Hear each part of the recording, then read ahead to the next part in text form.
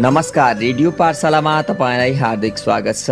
मकवानपुरको नमुना विद्यालय आधुनिक राष्ट्रिय माध्यमिक विद्यालय संघको सहकार्यमा रेडियो सन्देश 106.9 मेगाहर्जले तयार पारेको हो। तपाईँ रेडियो पाठशाला, रेडियो सन्देश 106.9 मेगाहर्ज, अनलाइनमा रेडियो सन्देश.com, मोबाइल एप्लिकेसनमा रेडियो सन्देश र रेडियो सन्देश 106.9 मेगाहर्जको फेसबुक पेज र युट्युब च्यानल सन्देश अनलाइन टिभीबाट एकैसाथ सुन्न सक्नुहुनेछ। आउनुहोस् रेडियो पाठशाला सुरु गरौं। आज रेडियो पाठशालाको साथमा आउनु भएको छ शिक्षक यशोदा श्रेष्ठ। विद्यार्थी साथीहरू कपी कलम लिएर तयार रहनुहोला है त।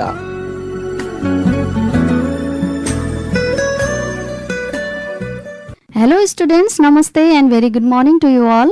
As always, I welcome you to Radio Pathshala, which you can hear from 10 to 11 am in Radio Sandesh 106.9 MHz every day.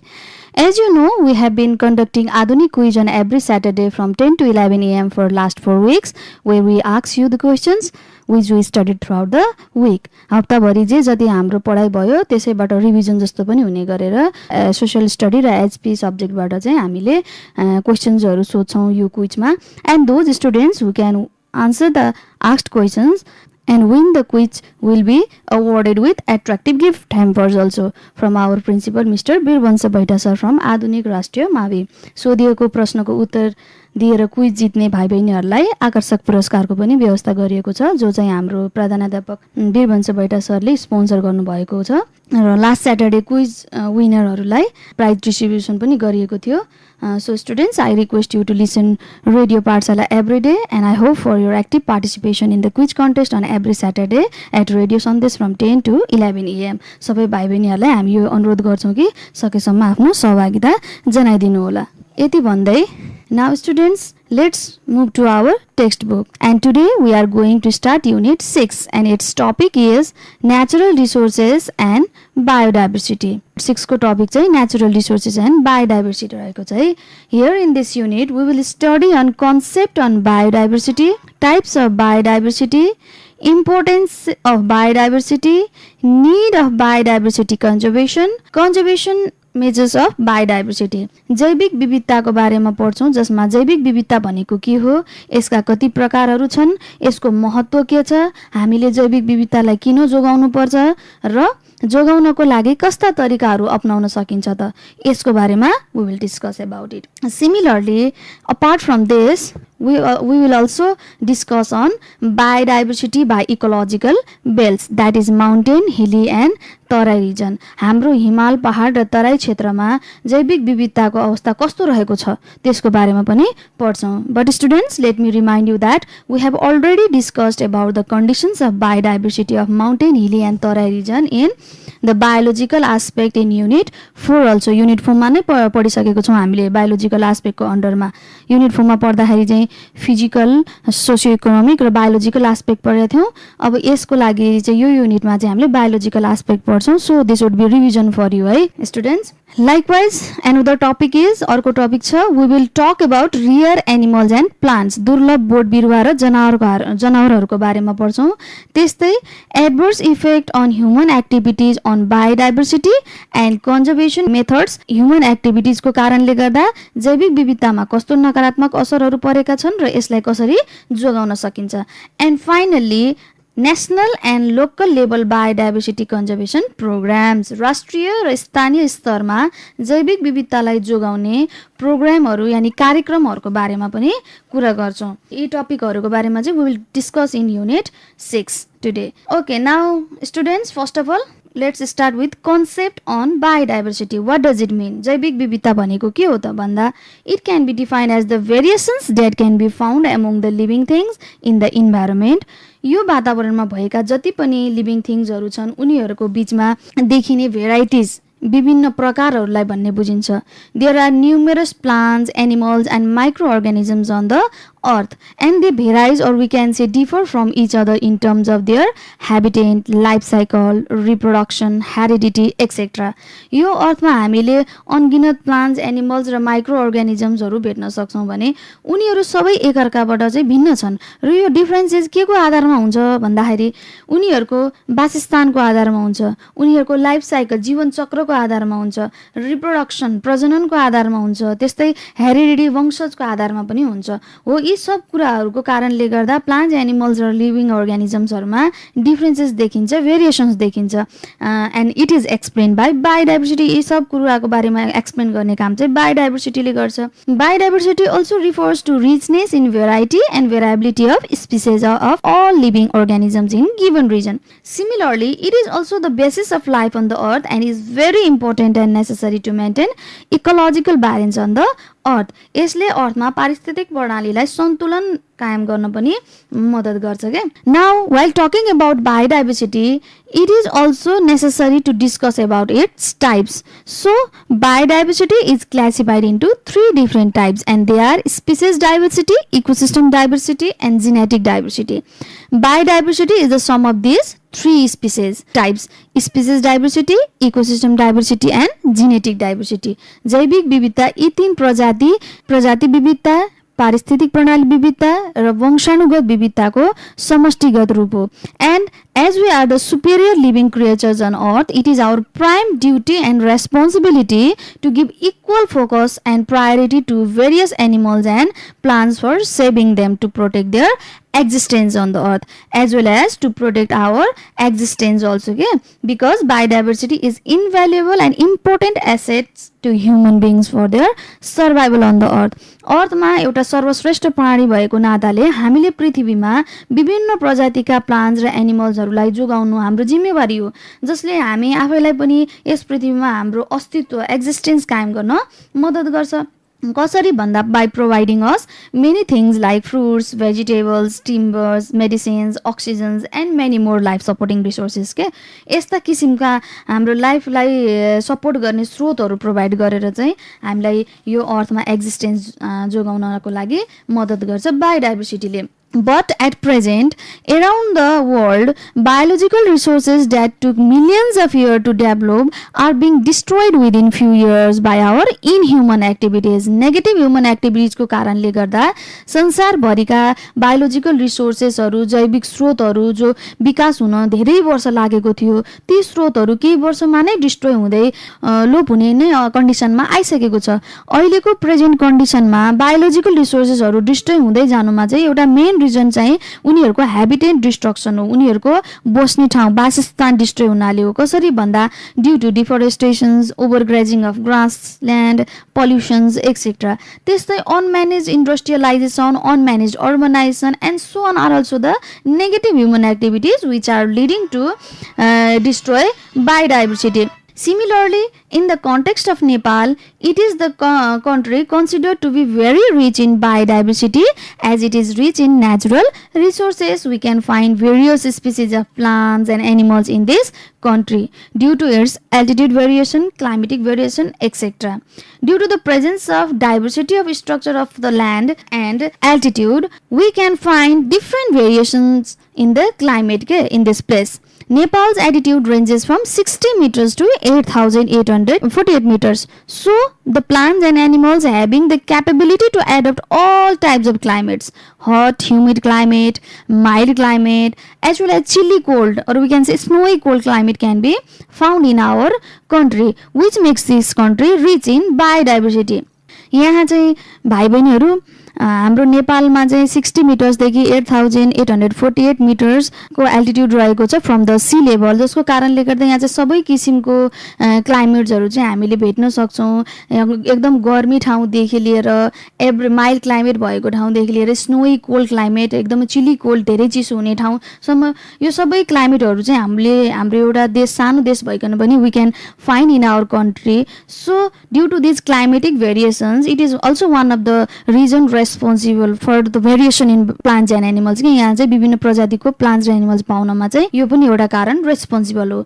So our country is very rich in biodiversity. भाइ बहिनीहरू यो त भयो बायोडाइभर्सिटीको concept. Now let's talk about its types and they are species diversity, ecosystem diversity and genetic diversity. At first species डाइभर्सिटीमा जाउँ है. प्रजाति विविधता. वाट इज स्पिसिस डाइभर्सिटी त? प्रजाति विविधता भनेको के हो? It means the variability that can be found among the living organisms by species variation in a geographical area. कुनै पनि geographical area मा जो हामी living organisms हरुको बीचमा variationsहरु देख्छौं नि त्यस्तो किसिमको विविधतालाई species diversity भनिन्छ. For example, the living organisms like elephant, tiger, leopard, sparrow, parrot, rose, lotus, etc. They belong to various species and they are different from one another. Similarly, to make you more clear, अरु examples पनि दिन जान्दैछु म. We have various species of animals and plants. जनावर बोटबिरुवाहरुका विभिन्न प्रजातिहरु हुन्छन्. Various species of fishes and birds. विभिन्न प्रजातिका फिशेसहरु देख्छौं, विभिन्न प्रजातिका बर्ड्सहरु देख्छौं. जस्तै फिशेसको कुरा गर्दा all fishes are not similar from all the aspect. सबै माछाहरु सबै पक्षबाट चाहिँ they are not similar. भन्नुको मतलब many species of fishes can be found in rivers. Like some belong to big species, some belong to small species, some are edible, some are poisonous, etc. माछा भनेपछि सबै एउटै किसिमको हुन्छ भन्ने हुँदैन. कोही ठुलो प्रजातिको हुन्छ, कोही सानो प्रजातिको हुन्छ, कोही खान मिल्ने हुन्छ, कुनै पोइजनस विषालु खालको हुन्छ. So species differs among living creatures of certain areas, and this type of species variation is called species diversity. Now let's talk about status of species diversity in Nepal. नेपालमा species diversity को कुरालाई लिएर कस्तो अवस्था छ? We are going to discuss about it.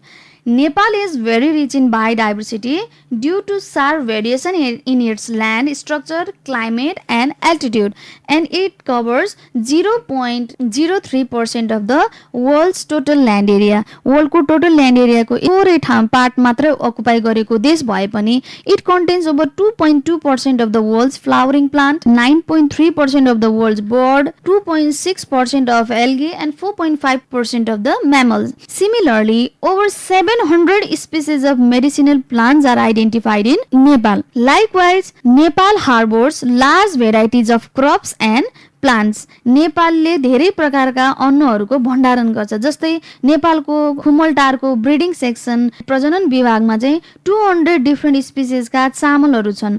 Nepal also has many beautiful endangered species such as the wild yak, one-horned rhinoceros, Bengal tiger, red panda, snow leopard, barking deer, brown bear, wild water buffalo and so on. It has been said that luinche yani wild cock is the genetic resources of all the chickens in the world, which is found in the forest of mountain region in Nepal. हाम्रो देशको हिमाली भेगको जंगलतिर पाइने लुइन्चे भन्ने चरा चाहिँ भन्ने प्रजातिको चरालाई संसार भरि पाइने चिकनहरुको जेनेटिक रिसोर्स हो भनेर पनि भनिने गर्छ. त्यस्तै यहाँ पाइने मेडिसिनल प्लान्ट्स जडीबुटीहरु विभिन्न फ्याटल डिजिजेसहरु यानी जानलेवा बिमारीहरुको ट्रिटमेन्ट गर्न धेरै महत्त्वपूर्ण मानिन्छ. For example, Himalayan yew जसलाई हामीले नेपालीमा लौत सल्ला पनि भन्छौं. It is used in cancer treatment. त्यस्तै yarsagumba is widely used as antibiotics and tonics. भनेपछि यस्ता किसिमका जडीबुटीहरु पनि हामीले भेट्न सक्छौं. Thus, in conclusion, we can say that though our country has little land area, it occupies wide varieties of plants, animals and birds. As a result, we can call our country as the country having rich in biodiversity. And students, if you want to know more about the status of biodiversity in the world and Nepal, you can see in your book also. भाइ बहिनीहरुले चाहिँ text बुकमा species diversity को अन्डरमा एउटा chart नै दिएको छ तिमीहरुको बुकमा. So you can see in your book and find more about the species diversity of the world and our country also. Okay, now students, यो त भयो species diversity को बारेमा. Now let's move to ecosystem diversity. The second one is ecosystem diversity. पारिस्थितिक प्रणाली विविधता.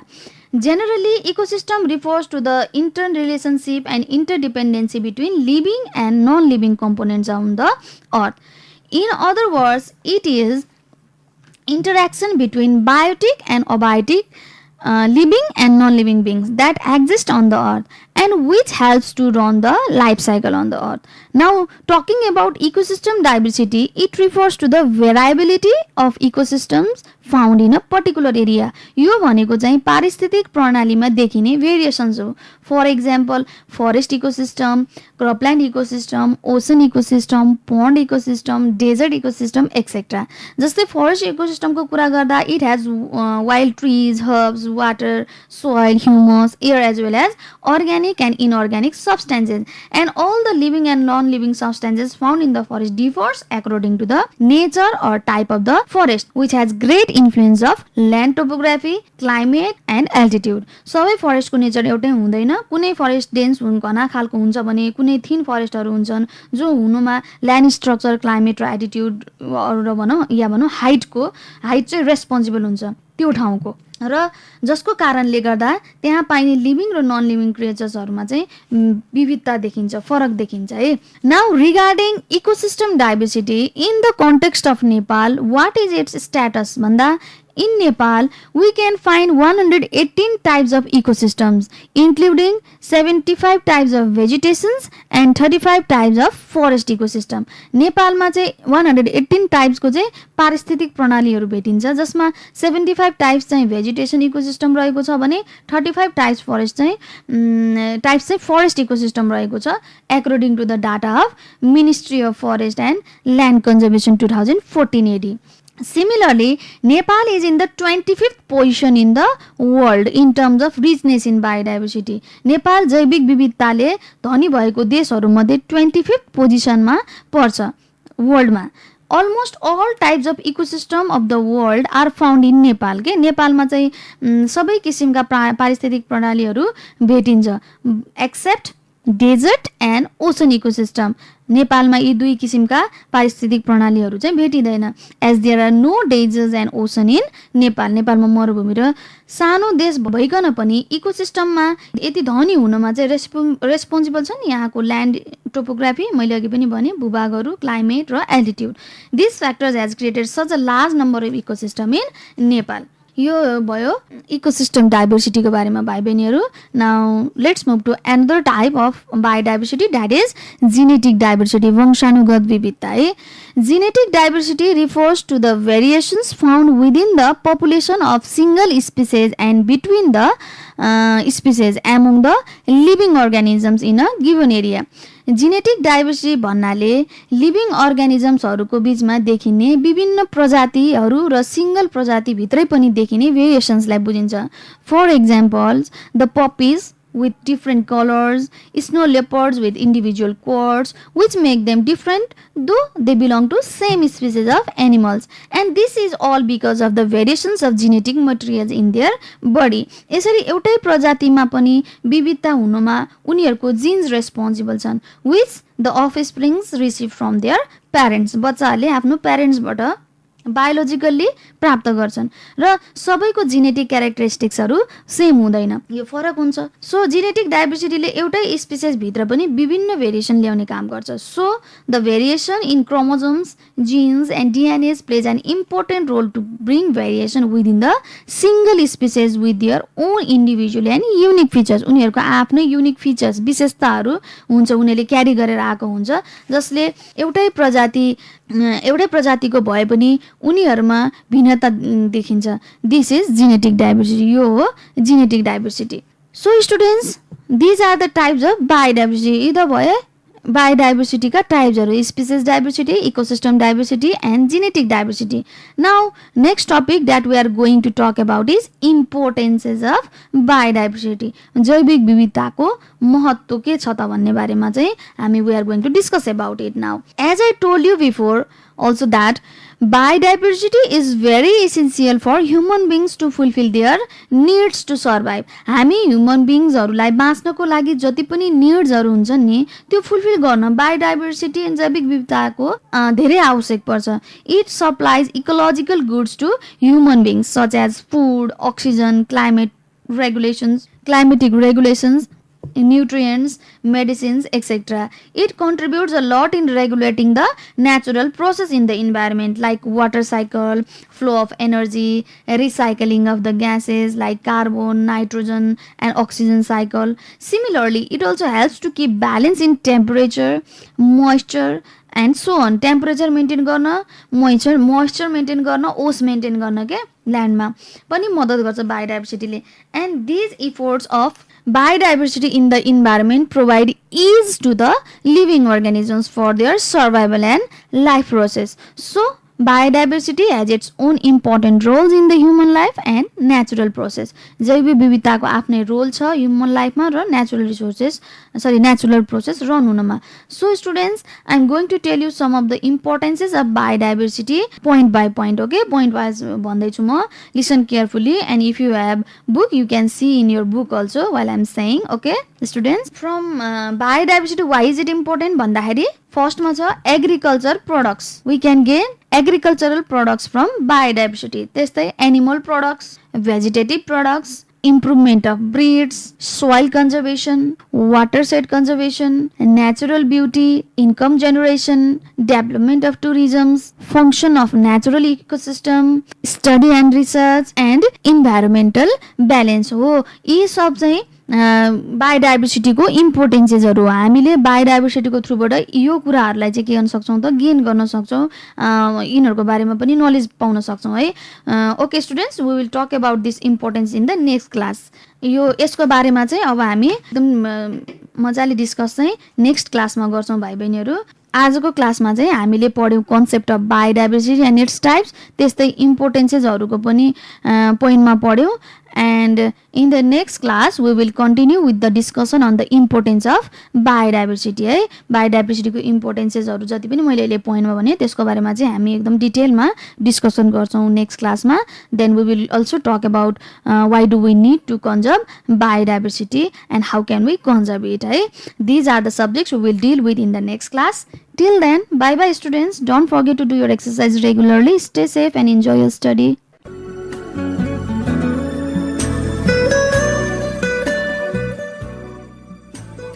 अवस्त विद्यार्थी श्रोता, आजलाई रेडियो पाठशाला यति नै. भोलि फेरि अर्को पाठशाला लिएर आउने नै छौँ. रेडियो पाठशाला तयार गर्न सहयोग गर्नुहुने विद्यालय र रेडियो सन्देश 106.9 मेगाहर्जबाट प्रविधिबाट सहयोग गर्नुहुने साथी सुरेश गुरुङलाई धन्यवाद भन्दै रेडियो पाठशालाको सम्पूर्ण युनिट बिदा हुन चाहन्छौँ. नमस्कार.